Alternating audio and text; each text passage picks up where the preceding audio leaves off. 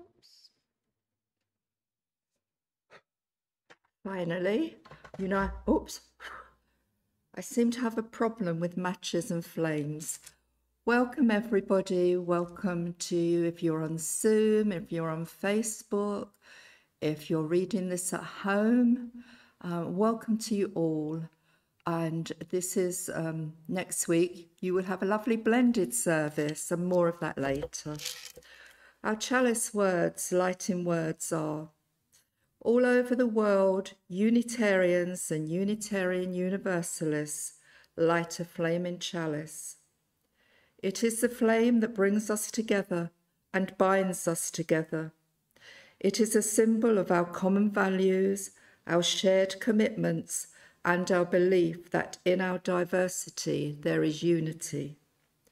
We light our chalice this day in gratitude for those who have gone before us, those who gather with us in whatever way, those who are absent in the circle, and those who will follow in our footsteps. For those who come and join my service whenever I do one, you probably know the usual format I follow. Well, I've changed it round a little bit, and our story will be at the end, and I'll tell you the reasons why later. Our first hymn is number 81 from the Purple Hymn Book, Wake Now My Senses.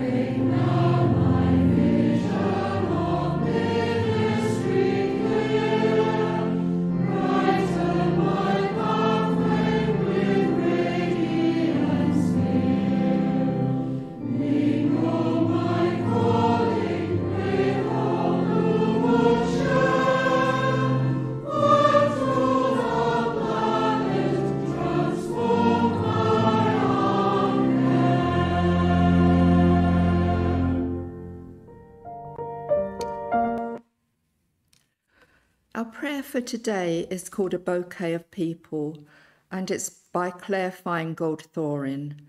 She's adapted it from a much cherished prayer by the late Reverend Max Coots, who is a Universalist Unitarian.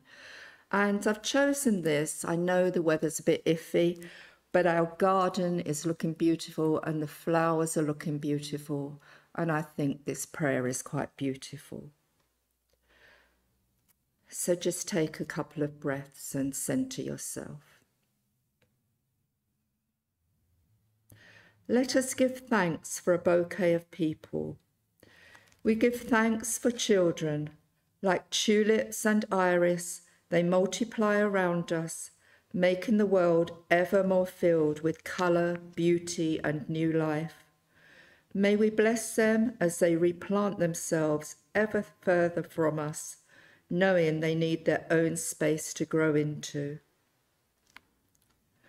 We give thanks for generous friends, as constant in bloom as echinacea, and whose gifts lift up our body and spirit. We give thanks for feisty friends, as indomitable geraniums, and for continuous friends who, like bittersweet and ivy, hold on and never let go. For crotchety friends who at first glance seem dour and then blossom into joy as quickly as forsythia. For funny friends, silly as snapdragons, and serious friends, complex as chrysanthemums. For comfortable friends, their gentle presence as soothing as the sweet smell of lilacs. For stormy weather friends who stand by us in hard times, like lily of the valley that cannot be deterred by shade or shadow. For old friends nodding like sunflowers in the evening time, and young friends coming on as fast as flocks. For friends as unpretentious as dogwood, as persistent as pachyandra, as steadfast as azalea, and who, like snowdrops, can be counted on to see you through the winter and remind you that spring always comes. For loving friends who wind around us like wisteria and embrace us, despite our blights, wilts, and withering. And finally, for forget-me-not friends, gone but not forgotten. Their beauty lives on in our memories and hearts. For this bouquet of people who brighten our lives, each in their own way, we give thanks. Amen.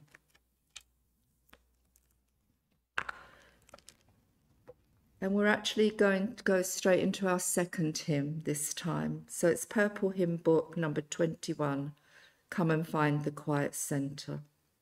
And this will be followed by a Buddhist meditation.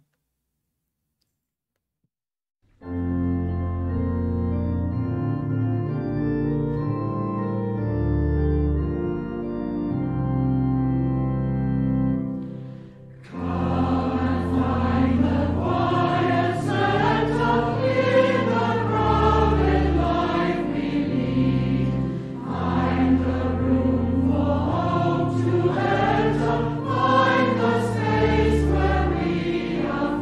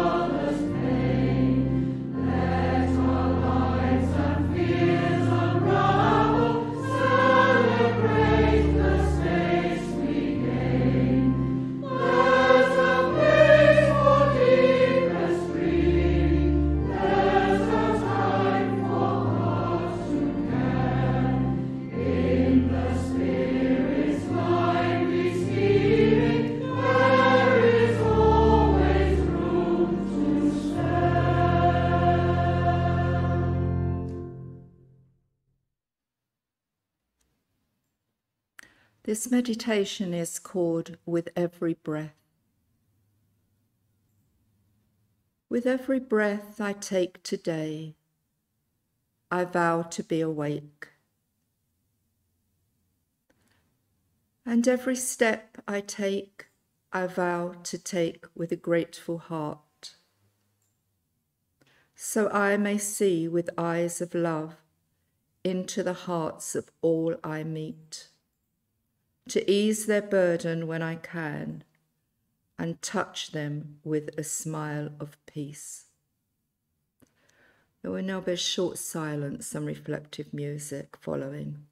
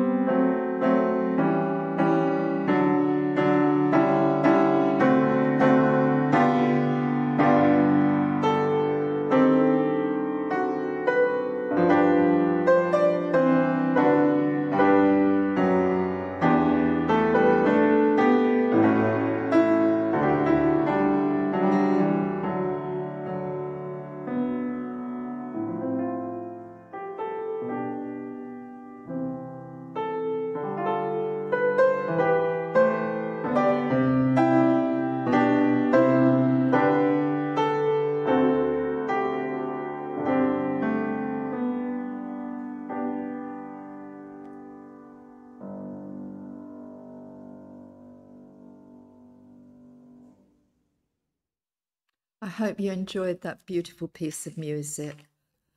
As you know, I often make mistakes in my services, so I'm going to apologise at this point for not singing the last verses of the last two hymns. I couldn't actually remember them, and I don't have the hymn book with me, so apologies, and you might not have liked my voice anyway. Our reading today is from John Donahue's book called Divine Beauty. This will be followed by the address. Divine Beauty, the Invisible Embrace. And I'm sorry, my mouth is quite dry today. This reading is from the chapter Towards a Reverence of Approach. Our culture has little respect for privacy. We no longer recognise the sacred zone around each person. We feel we have a right to blunder unannounced into any area we wish. Because we have lost that reverence of approach, we should not be too surprised at the lack of quality and beauty in our experience. At the heart of things is a secret law of balance, and when our approach is respectful, sensitive and worthy, gifts of healing, challenge and creativity open up to us. A gracious approach is the key that unlocks the treasure of the encounter. The way we are present to each other is frequently superficial. We become more interested in connection rather than communion. In many areas of our lives, the rich potential of friendship and love because we push towards connection. When we deaden our own depths, we cannot strike a resonance in those we meet or in the work we do. A reverence of approach awakens depth and enables us to be truly present where we are. When we approach with reverence, great things decide to approach us. Our real life comes to the surface, and its light awakens the concealed beauty in things. When we walk on the earth with reverence, beauty will decide to trust us. The rushed heart and the arrogant mind lack the gentleness and patience to enter that embrace. Beauty is mysterious, a slow presence who waits for the ready, expectant heart. When the heart becomes attuned to her restrained glimmerings, it learns to recognize her intimations more frequently in places it would never have lingered before.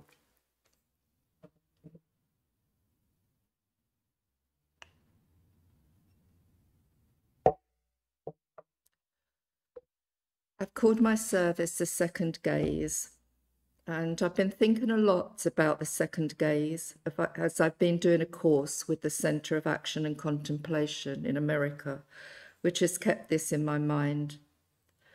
From my own observations, how many times have you met someone for the first time and thought, not really sure about him or her, and then just don't think about that person again?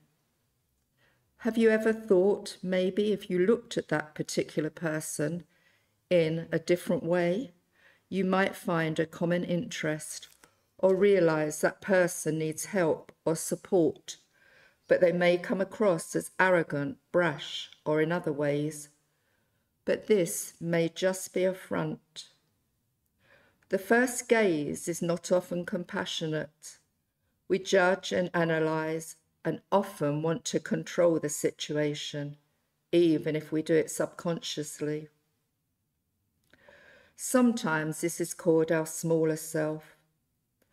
We often don't come to the second contemplative, compassionate true self until later. The first gaze is too preoccupied and may not be able to enter into anything with the other because we often first feel with our emotions.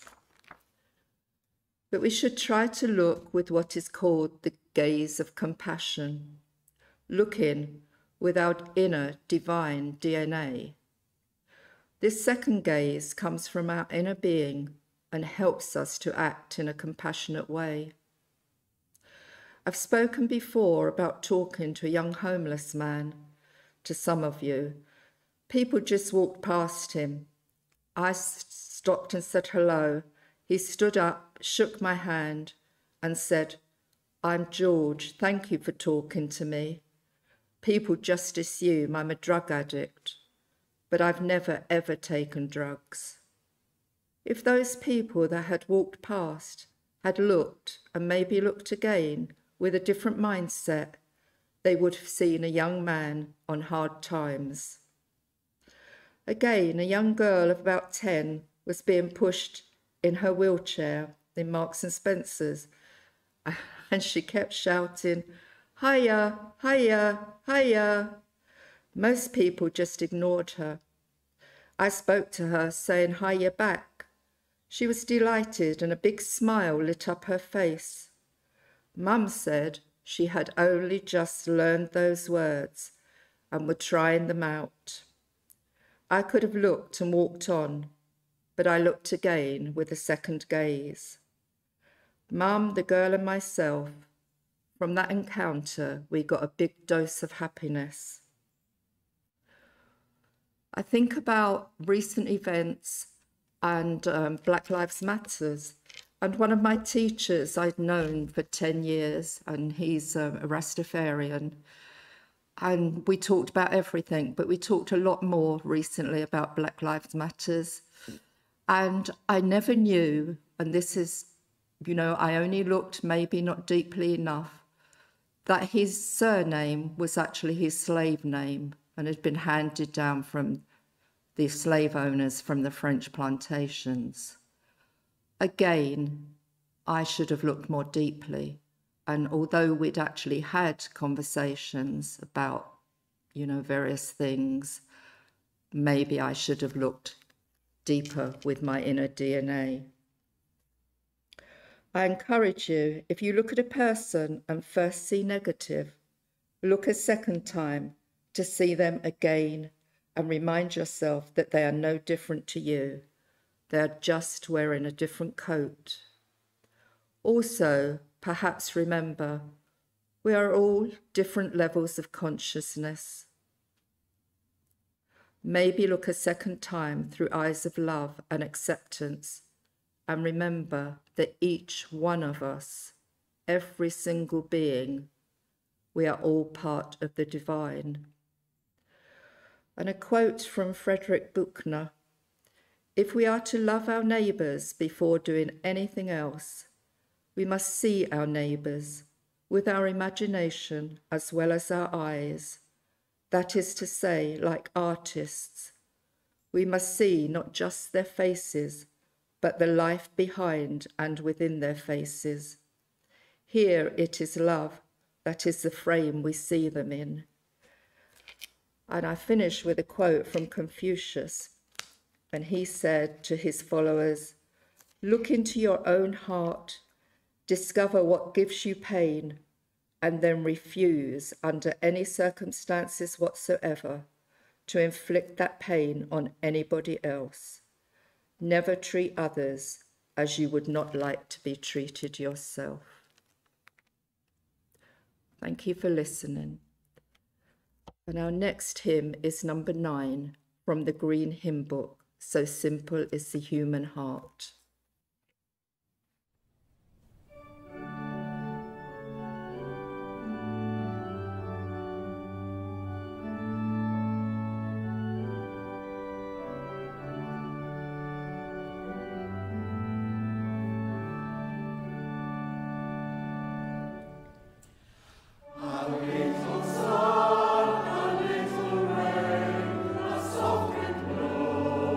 From the west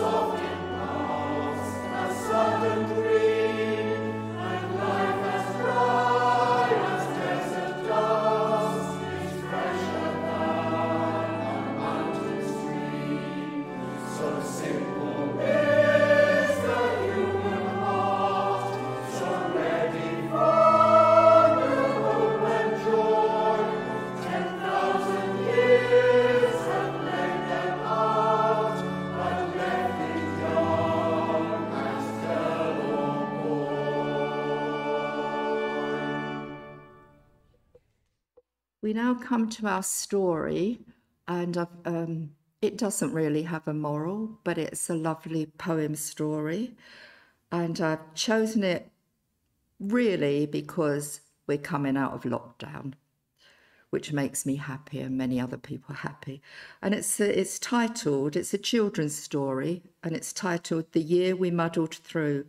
It has been shortened. It's by Fennemore, and the illustrations are beautiful, which unfortunately you can't see. But Karen has pre-recorded the story. So enjoy. Someday when you're much older and bigger than right now, you might ask about the year the world turned upside down, when lots was lost but some things found and struggles steep uphill, when schools and shops and businesses all quietly stood still. And one day when you're older, I might tell you how life changed, how we learned new ways to do things in a world so rearranged. But while you're still so little, here's what I think I'll do. I'll tell you the good things from the year we muddled through. Our roads became quite empty, free from all the usual traffic. The buses, cars and motorbikes just disappeared like magic. It had never been so quiet. Things had never been so still. All was calm until, lit only by the smiling moon, our road came back to life. Without the usual noisiness, the animals ran rife. They danced across the garden fence and munched on all the green. When morning broke and curtains drew, not one of us suspected the animal shenanigans that happened undetected. Each dawn would somehow make the previous seem duller, as endless sparkling rainbows filled the sky with colour.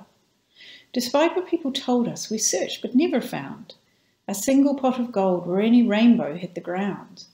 Instead, we'd find a different kind of pot containing treasure, the tallest sunflowers, too high for us to measure. We watched them growing, getting bigger every day, until the yellow petals grew to reach the Milky Way. And without the usual aeroplanes filling the night sky, as well as stars and planets, now a flower caught our eye. And these visions made us wonder, whilst normality was tested, perhaps our precious planet Earth was finally quite rested? With skies and planets and animals all thriving from the break, we saw firsthand how life could look in 2020's wake. We started seeing everything with new appreciation. So grateful for the things we had, we clapped across the nation. In a world we weren't quite used to, at a time so full of fear, whilst everything felt muddled, I'll still look back on that year and remember dancing animals and stars that filled the sky, with rainbows on each corner and sunflowers so high. And one day when you ask about the year we muddled through, I'll remember love and strength and hope. All of it for you. I hope you enjoyed that story, beautifully read by Karen, and I think you'll know now why I've left it to the end of the service. And now to our benediction, and again it's by John O'Donoghue from For Belonging. May you listen to your longing to be free. May the frames of your belonging be large enough for the dreams of your soul. May you arise each day with a voice of blessing whispering in your ear, something good is going to happen to you. May you find harmony between your soul and your life. May the mansion of your soul never become a haunted place. May you know the eternal longing that lies at the heart of time. May there be kindness in your gaze when you look within. May you never place walls between the light and yourself. May you be set free from prisons of guilt, fear, disappointment, and despair. May you allow the wild beauty of the invisible world to gather you, mind you, and embrace you in belonging. May it be so. Amen.